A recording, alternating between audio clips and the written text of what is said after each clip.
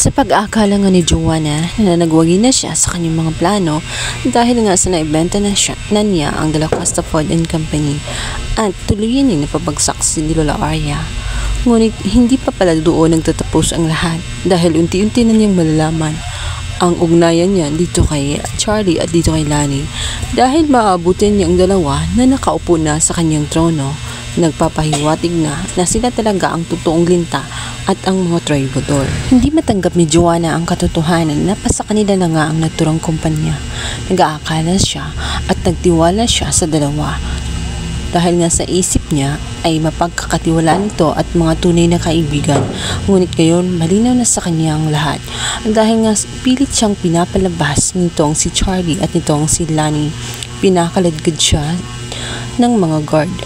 Nilublob pa siya sa mouth nitong si Lani. Sa pagkakataong yun, nagkakaganti ang matanda dito kay Joanna sapagkat tinatamasan na niya ngayon at niyakap na niya ang karma kung saan sariling kaibigan na pinagkakatiwalaan niya ay tinatrader pala siya. Ngayon ay malinaw na sa kanya ang lahat. Sa kabilang banda, buhay pala itong si Tony Villarason, ang ama nga nitong si Ina, sa pagkakala nila na natuloy na nga itong nasunog sa naturang insidente. Buhay pala ito sapagkat ikinulong lamang ito ni Lani dahil kinuha nito ang naturang insurance at dahil sa ayaw nito mabuko dahil buhay pa nga si Tony ay pinilit niya itong itago. Samantalang itong si Ina ay walang kamalay-malay na buhay pa ang kanilang ama. Nagsiselebrate pa sila tuwing sumasapit ang karawan nito dahil na-orient na sila at matagal nang patay ang kanilang ama.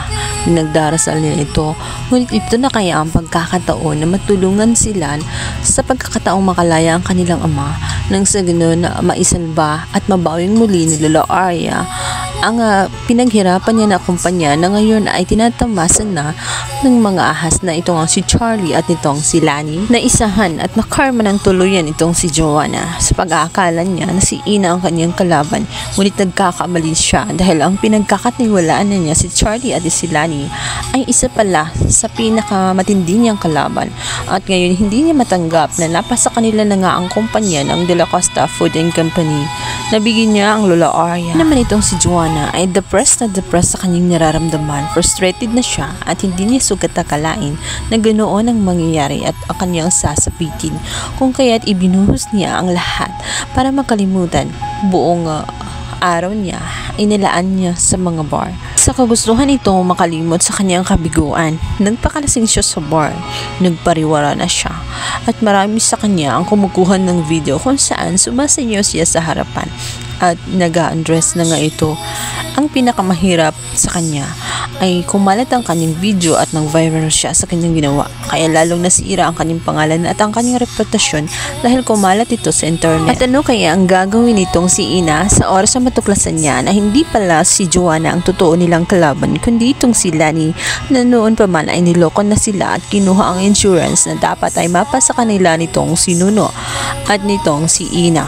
Ngayon, pati ang kumpanya ng matanda ay inangkin pa ng kahaman na si Lani at si Charlie.